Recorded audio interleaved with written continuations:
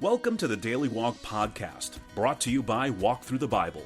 The Daily Walk Podcast is a daily devotional that will guide you on a life-changing journey through the Bible in 1 year. Join us every day to hear the entire Bible in a year, alongside a daily devotional thought that will help bring God's Word alive for you.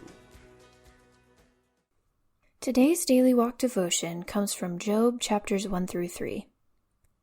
Southeast of the Dead Sea lies the land of Uz, a sheep and cattle ranching region and home of the wealthy herdsman Job. Job's exemplary life of service for God is placed in the furnace of testing. In a heavenly drama unknown to Job but revealed to the reader, Satan accuses Job of serving God for material reward. By divine permission, Satan tests Job by removing all that he holds dear, his family, wealth, health, and prestige. Yet through it all, Job maintains his steadfast worship of God, even though nagging questions remain. Now let's listen to Job chapters 1 through 3. The Book of Job, chapter 1. In the land of Uz there lived a man whose name was Job. This man was blameless and upright. He feared God and shunned evil. He had 7 sons and 3 daughters. And he owned 7,000 sheep, 3,000 camels, 500 yoke of oxen, and 500 donkeys, and had a large number of servants. He was the greatest man among all the people of the East. His sons used to hold feasts in their homes on their birthdays, and they would invite their 3 sisters to eat and drink with them. When a period of feasting had run its course, Job would make arrangements for them to be purified. Early in the morning he would sacrifice a burnt offering for each of them, thinking, "Perhaps my children have sinned and cursed God in their hearts." This was Job's regular custom. One day the angels came to present themselves before the Lord, and Satan also came with them. The Lord said to Satan, "Where have you come from?" Satan answered the Lord, "From roaming throughout the earth, going back and forth on it." Then the Lord said to Satan, "Have you considered my servant Job? There is no one on earth like him. He is blameless and upright, a man who fears God and shuns evil." "Does Job fear God for nothing?" Satan replied.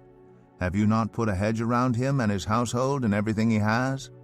You have blessed the work of his hands, so that his flocks and herds are spread throughout the land. But now stretch out your hand and strike everything he has, and he will surely curse you to your face." The Lord said to Satan, "Very well then, everything he has is in your power, but on the man himself do not lay a finger." Then Satan went out from the presence of the Lord. One day, when Job's sons and daughters were feasting and drinking wine at the oldest brother's house, a messenger came to Job and said, "The oxen were plowing, and the donkeys were grazing nearby, and the Sabaeans attacked and made off with them. They put the servants to the sword, and I am the only one who has escaped to tell you." While he was still speaking, another messenger came and said, "The fire of God fell from the heavens and burned up the sheep and the servants, and I am the only one who has escaped to tell you." While he was still speaking, another messenger came and said, "The Chaldeans formed 3 raiding parties and swept down on your camels and made off with them. They put the servants to the sword, and I am the only one who has escaped to tell you." While he was still speaking, yet another messenger came and said, "Your sons and daughters were feasting and drinking wine at the oldest brother's house, when suddenly a mighty wind swept in from the desert and struck the 4 corners of the house. It collapsed on them, and they are dead, and I am the only one who has escaped to tell you." At this, Job got up and tore his robe and shaved his head. Then he fell to the ground in worship and said, "Naked I came from my mother's womb, and naked I will depart. The Lord gave, and the Lord has taken away. May the name of the Lord be praised." In all this, Job did not sin by charging God with wrongdoing. Job 2. On another day the angels came to present themselves before the Lord, and Satan also came with them to present himself before him. And the Lord said to Satan, "Where have you come from?" Satan answered the Lord, "From roaming throughout the earth, going back and forth on it?" Then the Lord said to Satan, "Have you considered my servant Job? There's no one on earth like him. He is blameless and upright, a man who fears God and shuns evil. And he still maintains his integrity, though you incited me against him to ruin him without any reason." "Skin for skin," Satan replied. "A man will give all he has for his own life. But now stretch out your hand and strike his flesh and bones, and he will surely curse you to your face." The Lord said to Satan, "Very well then, he is in your hands, but you must spare his life." So Satan went out from the presence of the Lord and afflicted Job with painful sores from the soles of his feet to the crown of his head. Then Job took a piece of broken pottery and scraped himself with it as he sat among the ashes. His wife said to him, "Are you still maintaining your integrity? Curse God and die." He replied, "You are talking like a foolish woman. Shall we accept good from God and not trouble?" In all this, Job did not sin in what he said. When Job's 3 friends, Eliphaz the Temanite, Bildad the Shuhite, and Zophar the Naamathite, heard about all the troubles that had come upon him, they set out from their homes and met together by agreement to go and sympathize with him and comfort him. When they saw him from a distance, they could hardly recognize him.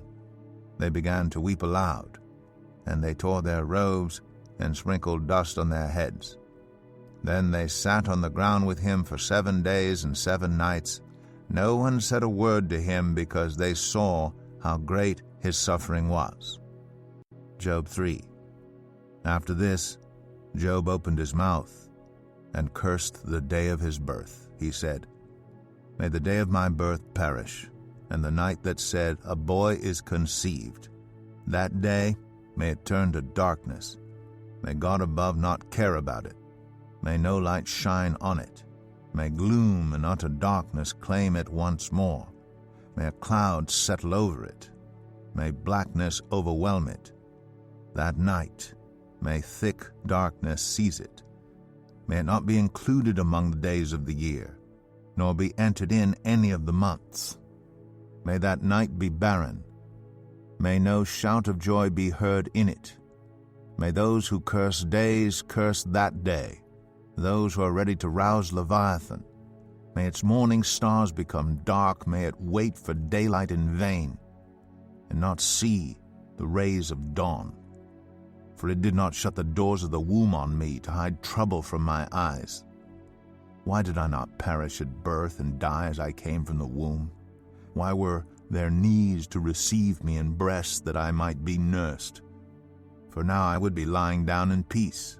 I would be asleep and at rest with kings and rulers of the earth, who built for themselves places now lying in ruins, with princes who had gold, who filled their houses with silver. Or why was I not hidden away in the ground like a stillborn child, like an infant who never saw the light of day? There the wicked cease from turmoil, and there the weary are at rest. Captives also enjoy their ease. They no longer hear the slave drivers shout. The small and the great are there, and the slaves are freed from their owners. Why is light given to those in misery, and life to the bitter of soul, to those who long for death that does not come, who search for it more than for hidden treasure, who are filled with gladness and rejoice when they reach the grave? Why is life given to a man whose way is hidden, whom God has hedged in?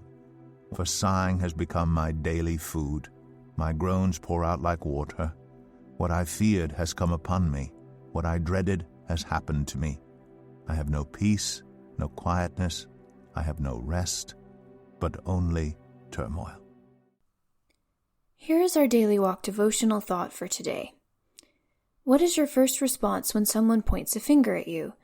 Do you find it a painful or a pleasant experience?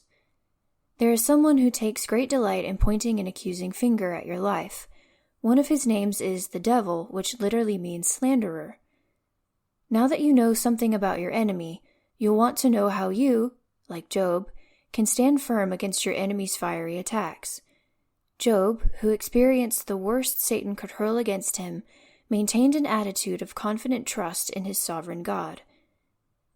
Did that mean that Job deserved the treatment he received, or all of Job's questions were answered? The answer to both questions is no. But even though Job's misery came unexplained and undeserved, Job demonstrated in the midst of it an unshakable confidence in the one who held his life in his very hands. It wasn't what he knew, but whom he knew, that gave him strength to stand against any trial. Thank you for joining us today for the Daily Walk podcast from Walk Thru the Bible. Be with us tomorrow as we continue our life-changing journey through the Bible in a year. Love this episode of the Daily Walk podcast? We'd love for you to rate and give us a review on iTunes or Google Play.